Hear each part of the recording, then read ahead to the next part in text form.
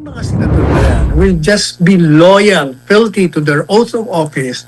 Hindi sila susunod sa kanilang mga partido, sa kanilang mga alyansa, sa pananakot o whatever consideration. Magiging matuwid ang Senado. Wala na mga minority, majority. Just vote according to your conscience. Walang problema ang Senado. Ang problema, pinasukan niya ng politika. Kaya magulo kayo. Ayun. Now, natin ang balita Atty. Sal, habang lumalalim ang krisis sa Senado, malinaw ang panig na kinikilala ng Malacanang.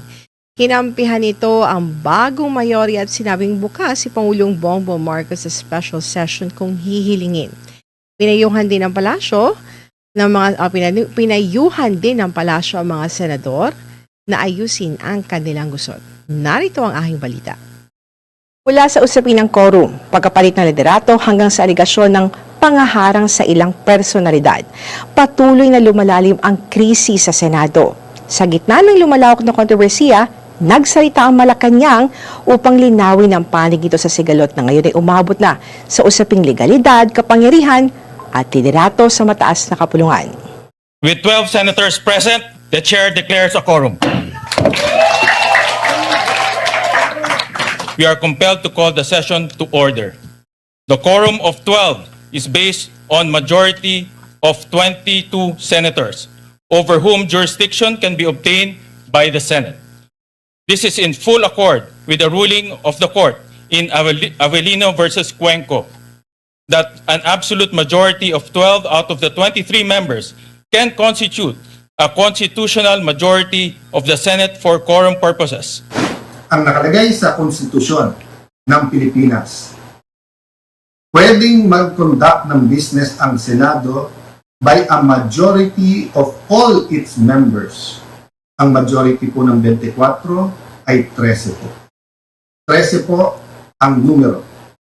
Yung sinasabi po nilang kaso, yung po ay ibang-iba. Nakasentro ngayon ang sigalot sa Senado sa magkasalungat na interpretasyon ng kasong Avellino versus Cuenco, isang landmark ruling ng Korte Suprema noong 1949 tungkol sa quorum at kapangyarihan ng Senado na magsagawa ng opisyal na negosyo.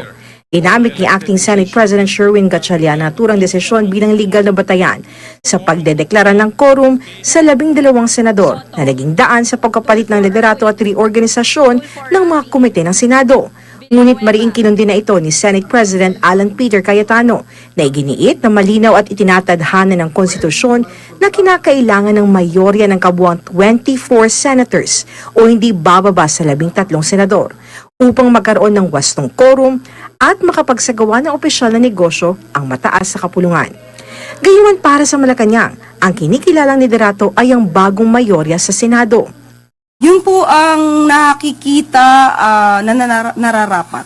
Ito ang nakikita para maipakita rin sa taong bayan na kung may naganap na tamang proseso ay dapat lamang pong kilalanin. Sa gitna ng pagbabago sa liderato ng Senado, sinabi rin ng palasyo na handa si Pangulong Marcos na aksyonan agad ang anumang kahilingan para sa special session sa oras na matanggap ang formal na request mula sa bagong liderato. Well, anyway, ganito yan, no? Sabi nila, sila ang magre-request for special session. So as soon as the new leadership will send the official request for special session addressed to the President, then the President will act immediately on that. Hindi rin pinalampas ng palasyo ang gulo sa Senado, lalo't sariwa pa ang kontrobersyal na Senate siege at pamamaril noong Mayo na sinundan ngayon ng agawan na liderato. Kaya nang tanungin kung ano ang mensahe ng palasyo sa mga senador, maikli, ngunit direkto ang sagot ni Palace Officer Claire Castro. Umayos kayo. Ayon sa palasyo, dapat ang Senado mismo ang mag-ayos ng sariling mga problema at resolbahin ang mga isyong bumabalot sa institusyon. Unang-una, yung internal problems ng Senado, dapat sila muna ang mag-sort out nito. Sila ang mag-settle ng anumang issues na kinapapalooban ng Senado. But as far as the palace is concerned, kinilala na po natin ang liderato ni Acting Senate President Sherwin Gatchalian. So, kung ano man po ang kanyang ibibigay na mensahe sa ehekutibo, yun po ang ating kikilalanin. Samantala, itinanggi rin ng Malacanang ang anumang kaugnayan ng Pangulo sa aligasyong may nangyayaring panghaharang sa ilang senador, dating mga sundalo at mga personalidad na nagtungo sa Senado upang dumalo sa pagdinig ng Blue Ribbon Committee. Ayon sa palasyo, kailangan munang mabatid ang buong detalye ng insidente bago magbigay ng anumang konklusyon. Sa ngayon, wala tayong alam sa buong pangyayari. Mahirap mag-speculate. So, tignan na lamang po natin kung anong buong naging kaganapan dyan, ba't nagkaroon ng ganong kaguluhan. Hindi po trabaho ng Pangulo ang mangharang ninuman. So, huwag magbigay ng ganyang klaseng impresyon. Para sa Diyos at Pilipinas kumahal, ito si Hannah Jane Sancho, SM9 News. Rizal, your comment? Tungkol sa alin doon? Maraming binalita mo, alin doon? Gusto ko yung tanong, alin doon? Una sa Which one lahat. there? Oh. Unahin muna natin yung nangyari dun sa Senate, ano? Kasi ang Avelino versus Cuenca na sinight nila as the legal basis ng Gatchalian Block na nagkaroon sila ng enough numbers para mag-quorum. What's your take on that? Is that tama ba yung pagkagamit nila ng jurisprudence na yun? First, ano bang nakalagay sa Constitution? Constitution is very clear in unmistakable language na ang quorum sa mga senador 1/2 plus 1. It refers to all senators.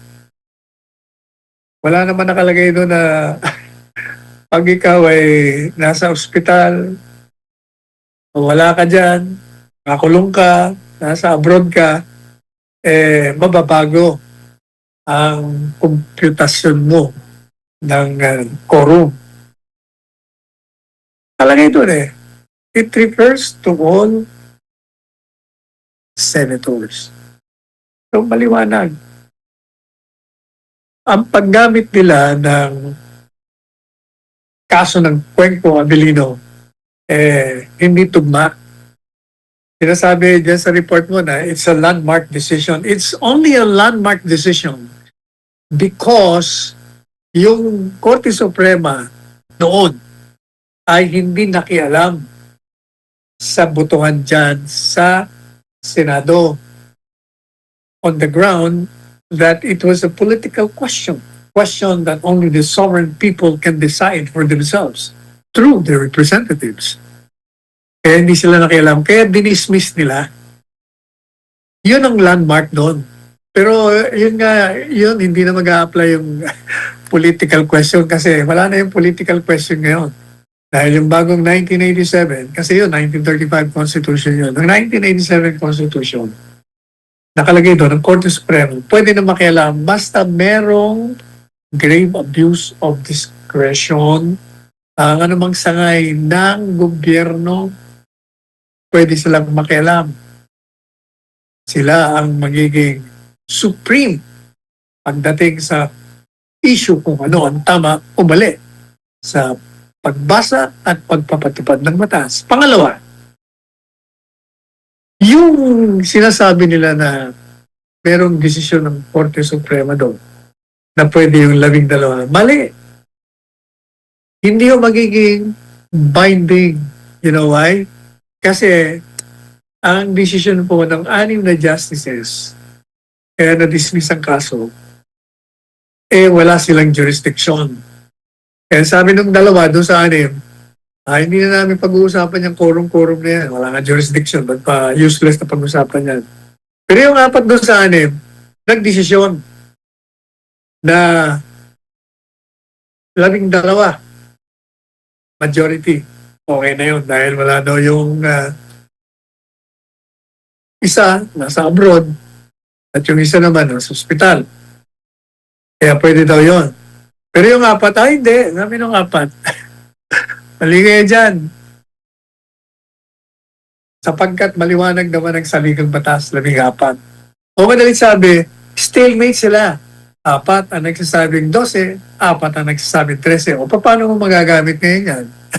And deadlock nga sila Pangatlo, 1949 pa. How many years ago na ba yun? 70 years? Alam nyo, Mhm. iba na ang kaisipan nung mga panahon kesa sa ngayon. Malay mo, baka yung mga justices ngayon, pareho nang iniisip ko na kasi, ang problema kasi,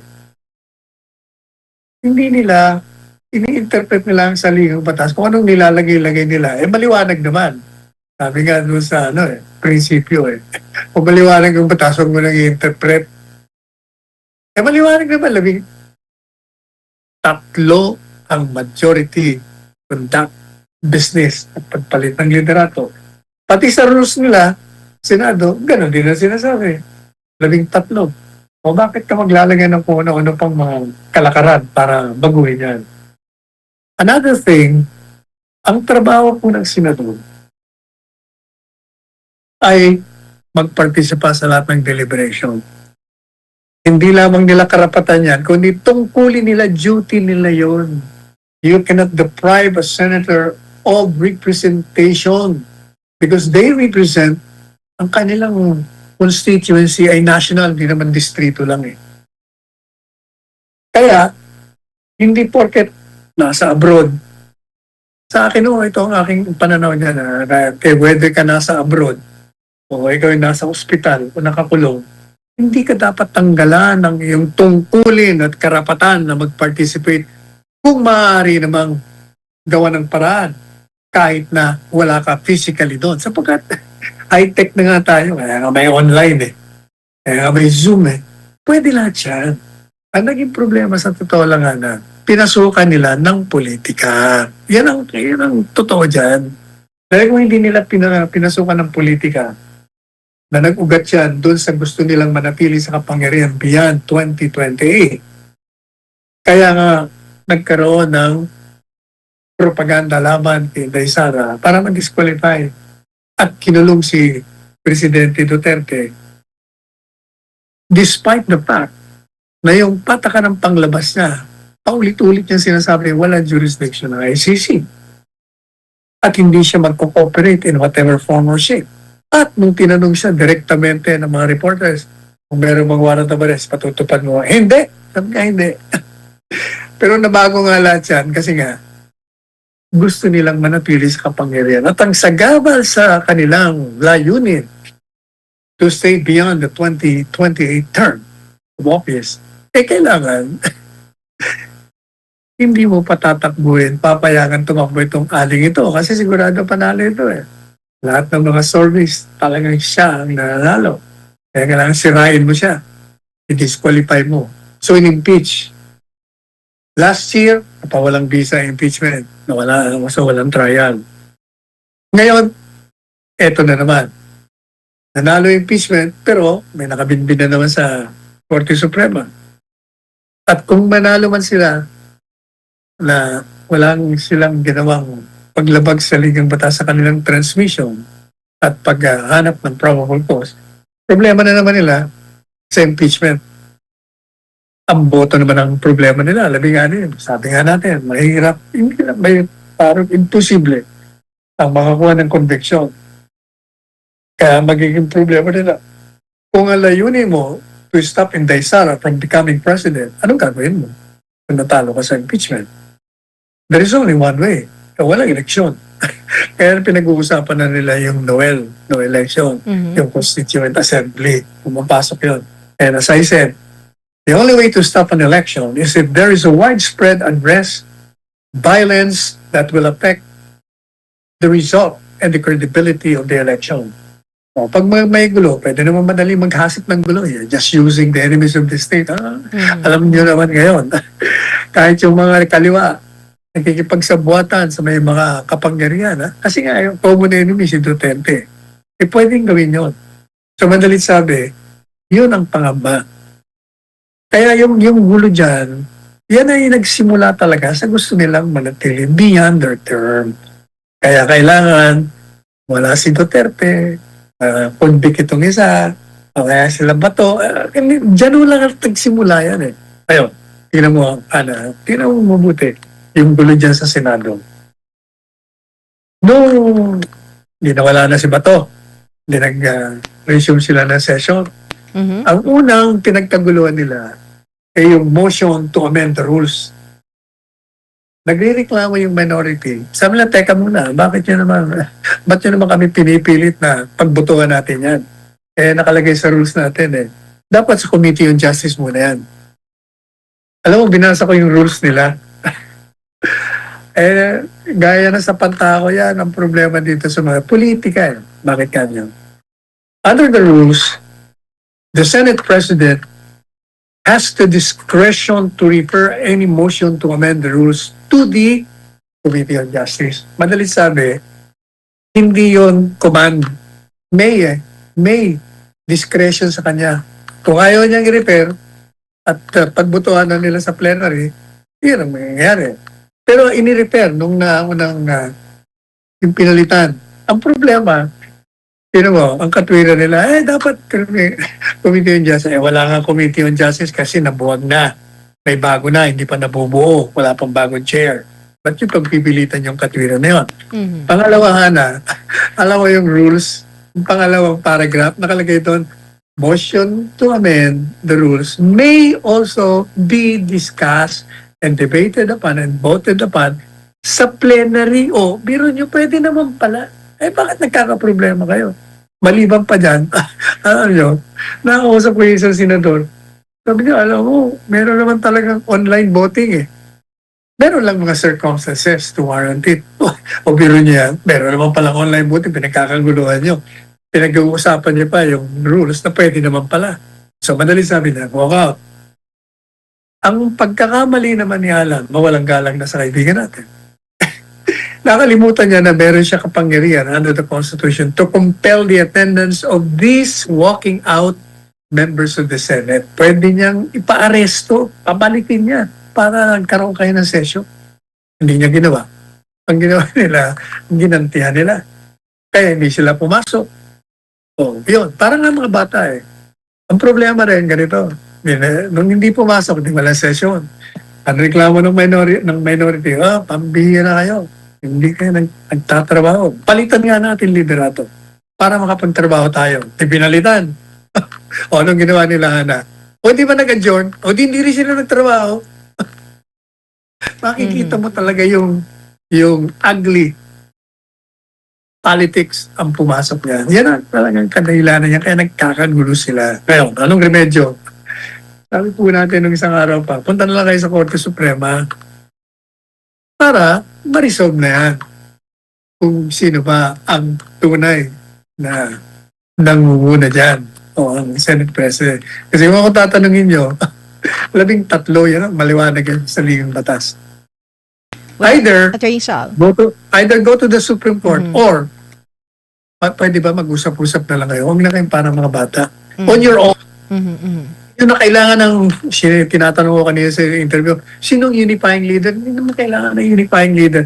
Kung yung mga senador na yan will just be loyal, fealty to their oath of office, hindi sila susunod sa kanilang mga partido, sa kanilang mga alyansa, sa pananakot o whatever consideration, magiging matuwid ang Senado. Wala na mga minority, majority, just vote according to consent. Walang problema ang Senado. Ang problema, pinasukan niya ng politika, kaya magulo kayo.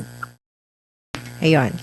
Now, still on the issue dun sa Avellino ruling, Attorney Sal, he explained na sinabi niya na on your side na unconstitutional, kumbaga yung ginawa ng Gatchalian Block. But the Integrated Bar of the Philippines, ang sabi naman nila, and I quote, "This Avellino ruling emphasizes a practical approach that Constitution should be interpreted in a way that allows the Senate to function and not be blocked by the absence of members who cannot realistically be made to attend." Kasi pinapaboran nila. The Integrated Bar of the Philippines say is valid yung session na ginawa ng Gatchalian Block. And IBP noted that Senators Ronald Bato de la Rosa, Senators Jinggoy Estrada cannot be compelled to attend the session as a former is hiding amid his arrest warrant from the International Criminal Court while Estrada is arrested over his plundered case. It added that with them considering being out of the Senate's reach, only 22 senators are available as they're excluded from the count used to call a quorum. So, tama ba yung angulo na yung Attorney Sal? Na yung basis nila sa majority ay yung count na 22, not 24 senators. Mali nga, gaya na pinaliwanag ko na kanina. Maliwanag ang konstitusyon. 13 ang kailangan mo. At yung sinasabi nila, naka-aresto, wala rito. Pareho ng Sabilino. Pwede nga, kahit na-arestado ka, pwede ka naman mag-participate. Sabi nila, pwede hindi ma-compel. Alam nyo, pwede po yan. Ang gagawin lang na Senado, makiusap sila sa hukuman. O petition sila na kailangan, yung aming miyembro, kailangan mag-participate yan. Kaya payagan mo, kung ayaw mong payagan niya na may bantay dito sa Senado, hindi pa online mo yan. Kaya nga may online Ganon din sa abroad. Madali sabi, hindi applicable yan. Pwede lahat yan kung gusto. Ang problema kasi, Hana, yung sinasabi nila, kailangan ng interpretasyon. Nagbibigay ka lang ng interpretasyon, Hana. Kung hindi maliwanag yung provision, napakaliwanag You only provide an interpretation of a provision of the Constitution when it is vague, when it is subject to many interpretation. But if it is clear, unmistakable, as clear as the water, hindi mo kailangan. Sinabi na nga, in reference dun sa lambing 3, kailangan daw majority doon sa lahat ng senador. O ilan ba ang senador? 24. May nakalagay ba doon? Nababaguhin 13 kung nasa ospital, o nasa abroad, o nakakulong, wala. Wala pala Ba't kung ano mga kalakaran ng nilalagay mo? Hindi mo pwedeng sabihin na, hindi matutuloy ang session. Bakit naman hindi? Kaya nga may online matutuloy. Mhm.